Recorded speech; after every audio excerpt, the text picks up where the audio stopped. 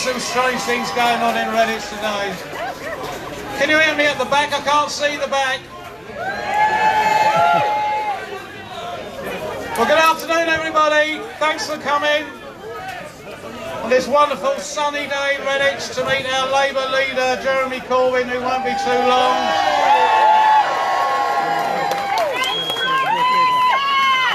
Until then, you'll have to put up with me for a couple of minutes. My name's Phil Berry. And I'm part of Rebecca Jenkins' campaign team to win back Redditch for Labour. Now, unfortunately, Rebecca can't be with us today. She's laid up with a bad back. What a day to have a back go out. But still, she's still with us in spirit, and I'm sure the people of Redditch will support her throughout the next coming weeks and months. But she's asked me to say a few words to you. And on her behalf, I hope you join me in wishing her well and hope she gets better soon and get out on that campaign trail to win Redditch back for Labour.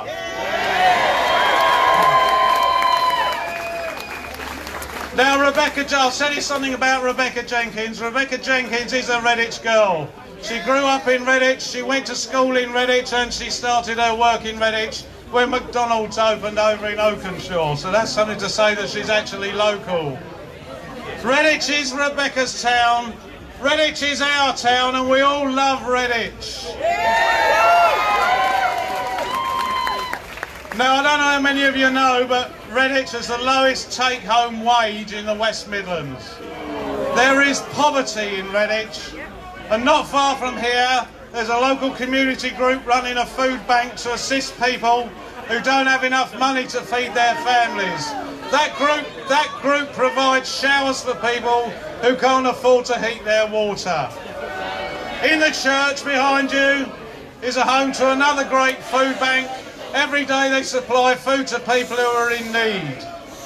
And on the corner, on the other side, is the ecumenical church, where the charity provides room for the homeless in the winter and during the year. Now that can't be right in 2018 in the sixth richest economy in the world. It's a disgrace that we have to feed people by donations and provide them with showers. That is why Rebecca and her team, and there's plenty of them here today, you'll see them, they want to work with Jeremy and the Labour team to eliminate poverty, give the homeless a room over their heads, and build council houses for those that need a safe and secure place to live. And as we look forward to the introduction of a real living wage which will take people out of poverty. Now, Rebecca Jenkins is a teacher, and she deals every day with the effects of the policies, the Tory policies that are having on young people. And she tells me stories of her colleagues, her teachers, who are absolutely having to pay out of their own pocket to provide the essentials for their school work. And do you know there are teachers who actually share their food with young people who can't afford a breakfast before they go to school? And despite the Tory promises, Redditch schools are underfunded. Now don't take my word for it, take the word of the 36 head teachers in Worcestershire who have campaigned, and they were in Parliament yesterday, to campaign for a proper funding for our school system. And Rebecca and her team look forward to working with Jeremy and Angela Rayner to provide the national education system so people in this country can have proper education from the cradle to the grave.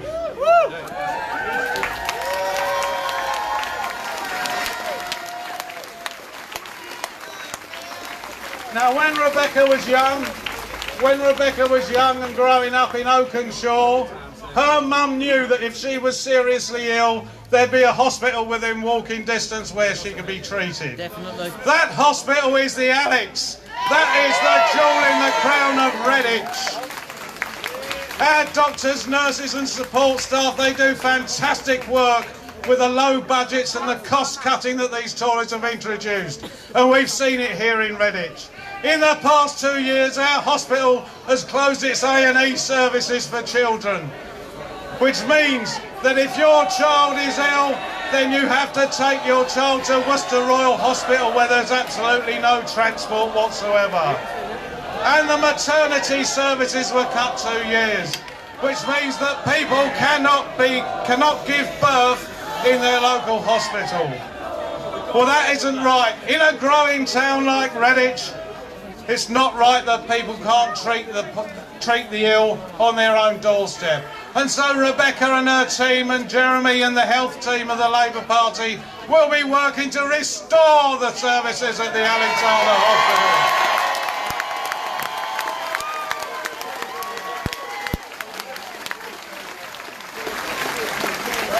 And as Rebecca and her team travel around our wonderful town, meeting people on the doorstep, people are holding out hope for a Labour government. Yeah! But that's not all. Friends, that's not all. We need to restore our Labour council to the town hall down the road, so eventually we can work with a Labour council and a Labour government to give proper facilities and services to the people of Redditch.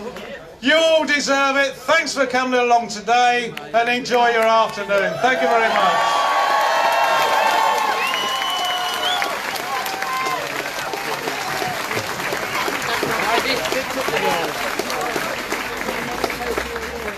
Thank you. You notice he had to drop that mic quite a bit. My name's Pat Witherspoon and I'm a Labour councillor here in Redditch. I'm a lifetime Labour socialist activist. I've never given up hope to see and hear a future socialist Prime Minister here in Redditch.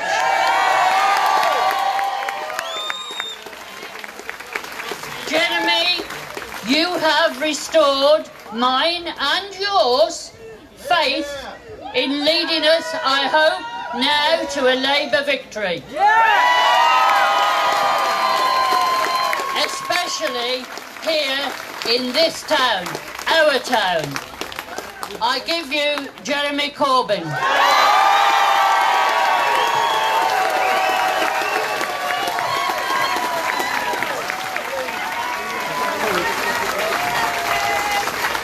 Thank you. Good afternoon, Redditch. Thanks for coming this marvellous town centre on a marvellous day. This is part of our campaign. I've been to about 80 constituencies in the past year. Do you know why? Because we need to get our message out to our friends and our supporters and those who will become our supporters in order to put this government on notice. You're on borrowed time, we're ready, we're waiting, and we're going to take over.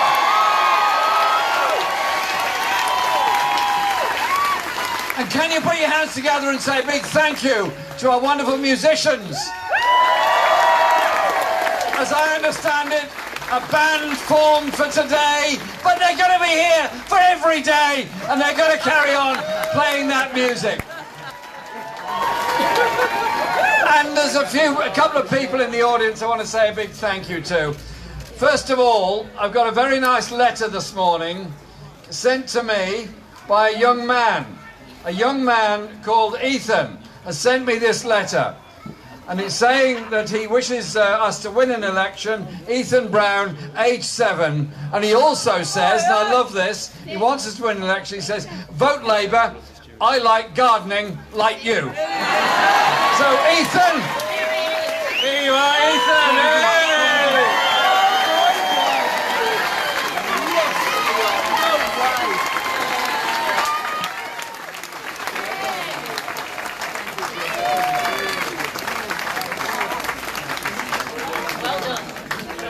So you see, we breed socialists and gardeners. And there's one other person I want to say a particular thank you to. Somebody who does so much for the homeless, for those going through stress and those going through difficulties, reaching out to support them. Can you put your hands together and thank Lenny Walsh and all her friends for all that they do.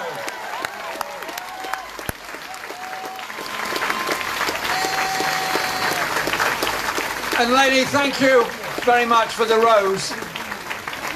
If I can get it to grow, I will. But it's the wrong end of the year for planting roses. I'll get another one. All right. And I've just had a long chat earlier today with Rebecca, and she's going to be a great MP. She's a great candidate. History teacher, Morris dancer, drama, enthusiasm, all over to bring people into our party and to ensure that we win for social justice in Britain. I'll be here again, and I'll make sure all of our Shadow Cabinet team are here again. We are very serious about gaining seats all across the West Midlands, because the last general election we came from a long way behind and we were written off by a lot of people. But you know what happened? We worked together. We went out there with confidence. We produced that fantastic manifesto for the many, not the few. And we got the biggest increase in the Labour vote since 1945. And you know why? Because of that sense of inclusion and optimism that we as a party offered. That's why our membership is now 550,000, biggest it's ever been. And why the conference we just had in the fantastic city of Liverpool was the biggest Labour Party conference there has ever been. There were thousands of people there in Liverpool, delegates, friends, supporters, observers. We started the weekend's conference with a rally of 10,000 on the pier head, and we had lots and lots of fringe events where 500 different events took place. The reason I say that is because our party is open, our party is welcoming, our party is inclusive, but it's also a place for creativity and ideas. And those people coming together, sharing your ideas, is what we're about. So as we develop our economic strategies and our social strategies and so many others, it's people talking together at the school gates, in community centres, at the workplace. It's all of that bringing people together. Then we share those ideas, it makes us stronger. It gives us a stronger platform to take this government on. And it means we are then in touch and in tune with the wishes of the people of this country. And that's how we're going to win this thing. There were some very key messages and decisions taken at that conference. Fundamentally, to win an election, we have to be able to offer people a future that is inclusive and optimistic. And so we have now 1 million people working on 0 hours contracts. We have people in work on low pay, terribly badly off, and having to use food banks in order to survive. What does that say about modern Britain after 8 years of austerity, paid for by the poorest in this country, benefited from by the very richest in this country? They've had tax breaks, we've had cuts in our services and cuts in spending on health, education and local government. That's where this government has gone so very, very badly wrong. And so what John McDonnell is quite clearly setting out is an investment-led economy, where we set up a national investment bank with regional transformation funds so that public investment, government investment, is fairly spread all across the UK and not concentrated in London and the South East. That is important. But it's also about investing in infrastructure, of course, but also in high-quality manufacturing industry jobs, where we invest in research and development. We invest in the future of our young people. And I am utterly determined that we change the whole narrative surrounding education. Yes. As far as I'm concerned, when young people have finished secondary school and want to go on and study, yes, they want to go on and study to achieve things in their lives. Their achievement in their lives should be seen as an achievement for all of us. Not a privilege. So if somebody becomes a very good electrician, plumber, lawyer, surveyor, engineer, we all benefit. If they don't, they lose out and we lose out. So a couple of things here. Our National Education Service will have absolute parity of esteem, absolute equality of the idea that you do a vocational or an academic qualification. They're both important, they're both valuable, and they should be treated equally.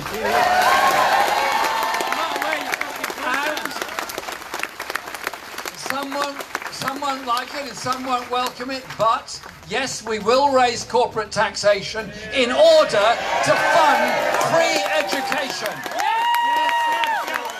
So when Tory ministers go to New York and announce they're going to make corporate taxation the lowest of all the G7 countries, I say, you're wrong. You're absolutely wrong. We have to tax appropriately in order to invest in the best way possible for the future of all young people in our society. And so our National Education Service will empower our local communities through local education authorities. We'll make sure that the umbrella, the family of education in all areas is brought together, not divided up by a false competition between schools and colleges and everyone else. The losers are those young people who are not doing as well as they should be in school. They tend to get cast aside. So far as I'm concerned, education is for every single child, however well or badly they're doing. And so it's also about creativity in education. And one of the things I'm very proud of that was in the 2017 manifesto was the pupil arts premium. Yes. So that every school will get a ring-fenced budget solely for music and art and creative education. Now, I don't say that just because I'm an unmusical person who loves musical. I'm a non-dancing person who loves to watch other people dancing. I don't say it for that reason. I say it because the creativity in young people is what we all depend on in the future for the great ideas. Music is a great developer of people's ideas, and I'm determined that we'll create that kind of society. But you know what? When you look at a child's achievement through the school years, there's inequality built in from the very beginning. A child growing up in an overcrowded, private rented flat, poor, not getting a place in nursery, not getting the place to play, not getting the chance. When they finally arrive in school, their vocabulary is likely to be a lot less than other children. Their social skills are going to be less than other children. They're starting with a disadvantage, and they haven't even yet started in school. And so we've thought about this very carefully. Angela Rayner and myself discussed this a lot, how we would deal with this, and we've looked at the examples in Finland and other countries of how they do things, I think, better and differently. And so we are determined to ensure that every child from 2 onwards gets a minimum of 30 hours free nursery places per week. And for those on below average incomes, the less well off, they can extend those hours up to the working time of the parents, so that parents don't go through this stress of having to get out of work early if they can in order to pick up a child, and those incredible levels of stress that go with it. So we'll ensure there's decent nursery education available for all. These things to me are crucial. But education doesn't start or stop with nursery schools or colleges. It goes on into life.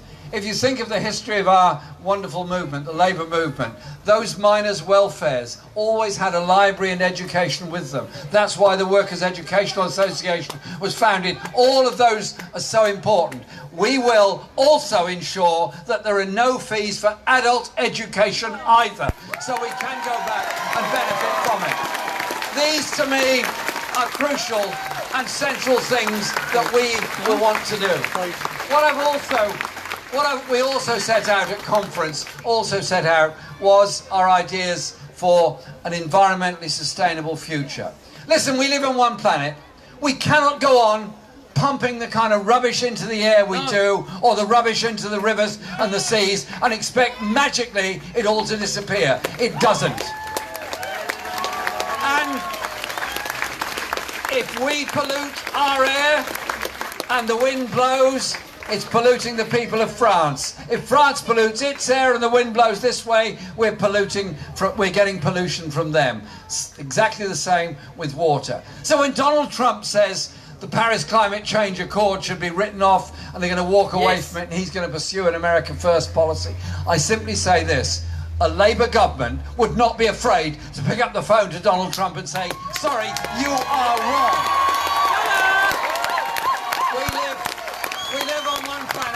We live on one planet, and we have to protect and support and sustain that planet.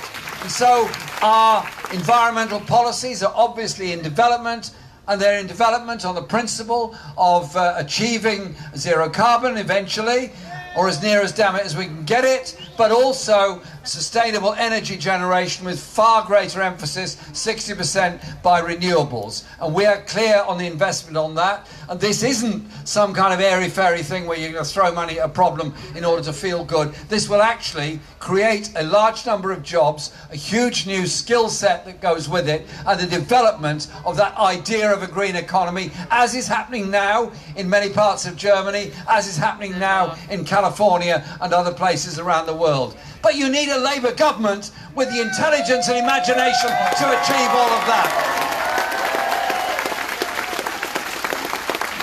But it's also about what is what is security in our lives? What is security in our society? Security is knowing our children have got a good school to go to, knowing our health service is not being sliced up, diced up, carved up and privatised in the interests of those that have money to make out of our health service. The police! It's about a health service free at the point of use for all. It's about a care service that does take away the stress that all of us would go through if we have an elderly parent or a relative or a youngster who's got disabilities and needs not getting the social care that they need. There's more than 1 million people waiting for social care in Britain as we speak, and as a result they're staying too long in hospital.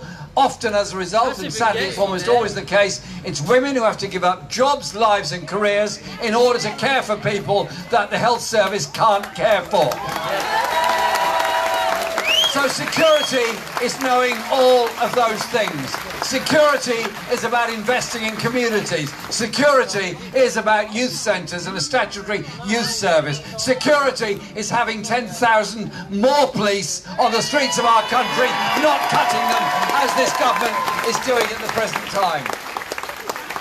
But it's also about our strength as a society of bringing people together. There are those who would divide us, those who will always blame a minority somewhere for all of our problems. I tell you what, you go down that road, you blame a minority, you bring up a hatred towards that minority, and then you bring up another minority and you hate them and you hate them and they hate them. What have you achieved at the end of it?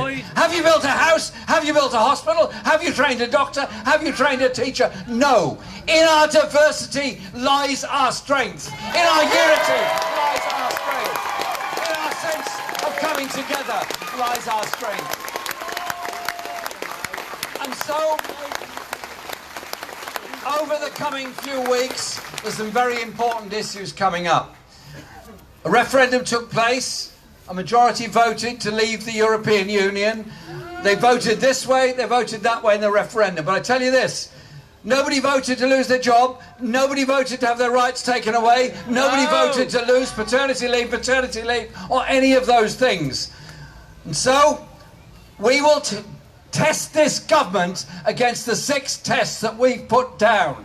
If they don't protect jobs and living standards and give us a trade relationship that protects our manufacturing jobs and allows us to expand our manufacturing industry, we will not vote with this government. And I tell you what, those that think, and the Tory right think that, and you'll hear plenty about that from the small number of people attending their conference in Birmingham, you'll hear plenty about that. The idea there's some kind of sweetheart trade deal available with Donald Trump. I just would gently remind Boris Johnson, if he's capable of listening to this, that...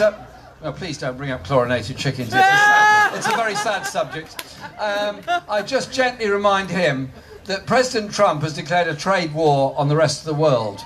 President Trump's idea of trade is to cut your environmental standards, your working conditions, protect your investments only in the interests of American big business at the expense of everybody else. Any deal done with Trump will involve cuts to everything that we believe in the sense of living standards, working conditions and environmental protection. There is no way any Labour government is going down that road. I'm more interested in protecting working conditions, human rights and environmental standards.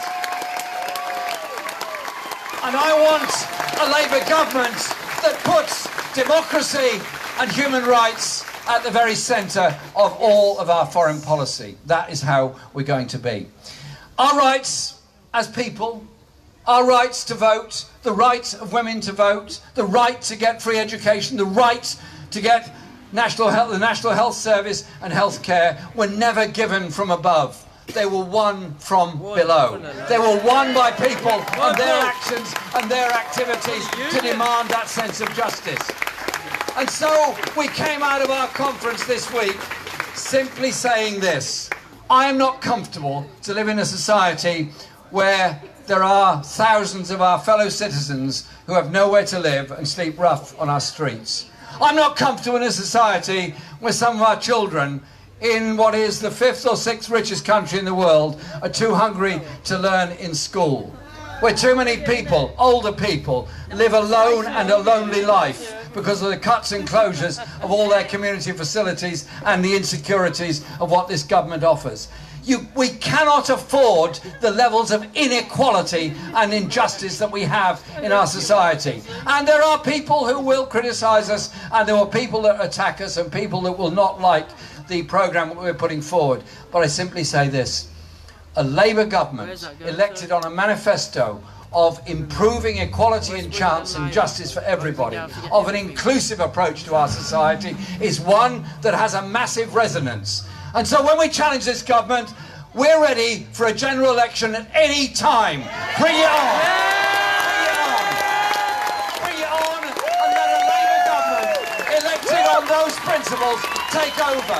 And here in Redditch, you've got a special responsibility to elect Rebecca as your MP in order that we get that Labour majority to bring about that social justice and deliver for those that have delivered for us for so long.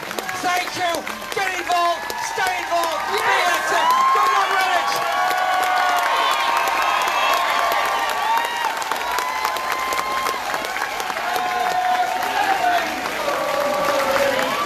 Oh, Jeremy Corbyn. Oh, Jeremy Corbyn. Oh, Jeremy Corbyn. Thank you, Jeremy. That was really great. My name's Bill Hartnett. I'm leader of the Labour group on Redditch Council. I would like to add my paternal greetings to you, Jeremy, and welcome you to Redditch on behalf of the people of Redditch. Yes! I was pleased to hear at conference this week the key role local government plays in delivering public services. Local councils are important. For too long, councils have been starved of funds. For example, here in Redditch, 5 years ago, the council had £3 million in rate support grant. That's been reduced year on year. We're expected to pay next year £300,000 to the government. And that's I what hope they the government did. next That's what they year, did when but I don't want to they pay you brought the £300,000. Sorry, So we need the removal of grants sadly has meant the removal of services. The strain is now showing in the community. Example, last week we got a message from one of our many food banks in Redditch that they had to turn families away because they run out of food. That is the living today in Britain. What a shame. I can say the local Labour Party members rallied round, they filled a supermarket trolley and they stocked up that food bank, and now they're feeding the people.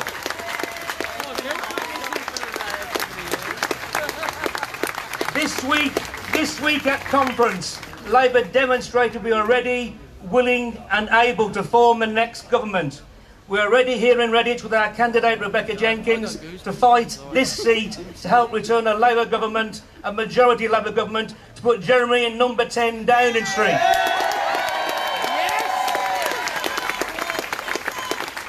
I will say this to you, Jeremy, you're not the first Labour leader to address a gathering from the public from this very spot. Our first ever party leader, Keir Hardie, in August 1906, spoke from here. 1906. I reviewed his speech. The topics he covered are relevant today as they were then. Keir spoke about trade union rights, workers' rights, women's rights, and the unequal society that we live in today. Not much has changed. We're going to change this government. Yes. Other party leaders have also visited Redditch. I can recall meeting at least 5 of them over the last 38 years. I've been a member of the party 38 years. The leaders come to Redditch. Redditch is important. That demonstrates the importance Redditch is to the Labour Party. We need Rebecca to win this seat here in Redditch. We need to win the general election. We need to form a Labour government to put Jeremy in Downing Street. We've won Redditch before, we'll win Redditch again. Jeremy said over 500,000 members nationally, we've got 400 members locally. The party's been out campaigning every week. for months, knocking on doors, picking up local issues. I can say our support's growing locally and its support is growing nationally. I say, bring on the general election. If we all shout loud enough, they might hear us in Birmingham at the Tory Party conference. Bring on the general election. Bring on the general election. Thank you, Jeremy, and thank you, Redditch.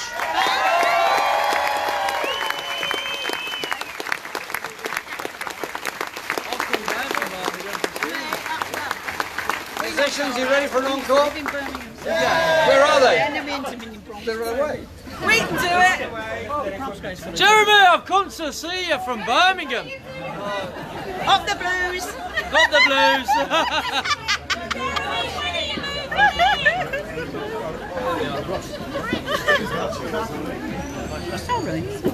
I'll tell you what, he's amazing. He's amazing. I need to get to my mixer. Corbyn. Oh, Jeremy Corbyn. He always thought he's earlier. Oh, Jeremy That's right, Corbyn, mate. I'm going to whack that over there. I don't think I can take this home. Oh, Jeremy Okay, guys, can you move that pathway open, please? Clear the area, please. Is there a clear way? Did you put it down into city? What's the one? Can you clear this way?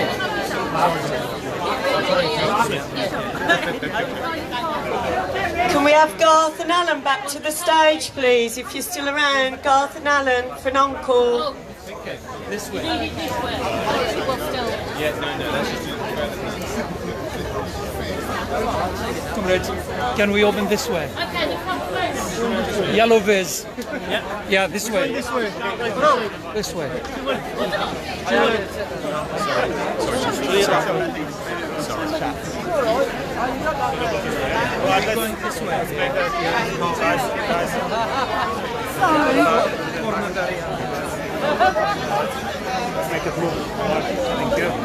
Alan Stewart, we need you. You traveled from Birmingham, I traveled from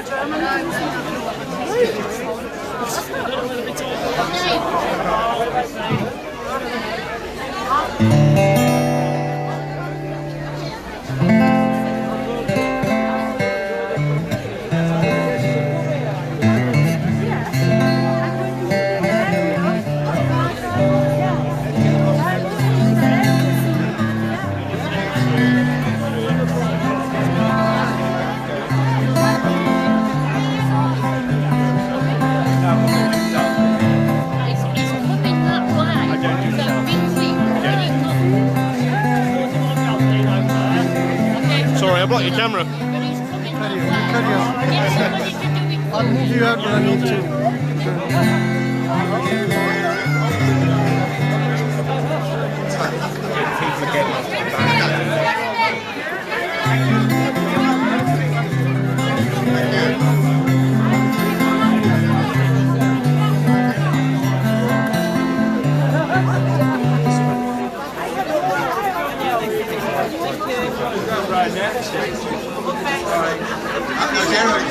Jeremy.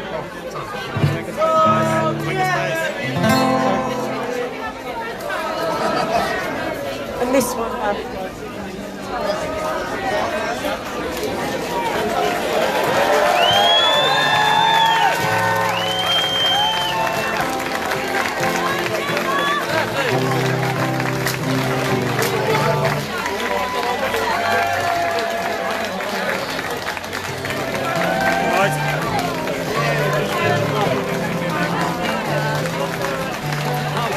Sorry, mate, I'm going to have to move that one. In the morning when I wake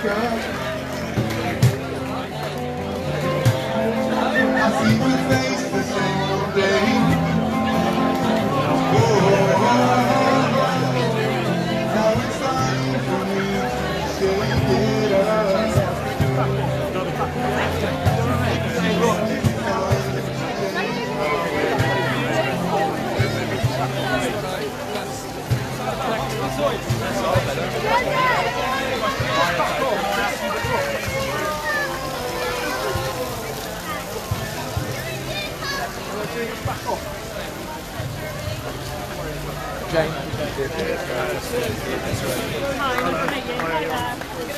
Girls. Get to mummy, relax. There he is.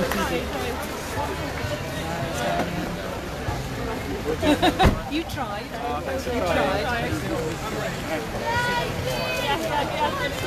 Go on, wave to him. Go and wave. Give him a wave. Give rose, yeah, darling.